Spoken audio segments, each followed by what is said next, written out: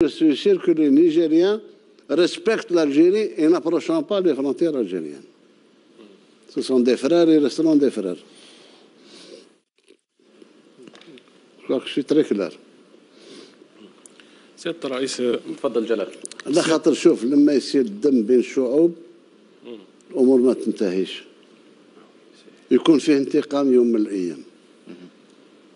هذه تقاليد تاع الشعوب نتاعنا كلها. إذن أحسن نحل المشاكل بالتي هي أحسن.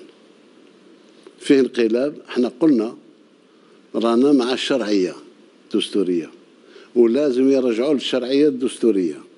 بغاونا نساعدوهم فيها ألف مرحبا. نعاونوهم بالشيء اللي يقدروا نساعدوه باش نلموا الشمل بيناتهم ألف مرحبا. باش نستعمل القوة ما نستعملش قوة أبدا. بالعودة سيادة الرئيس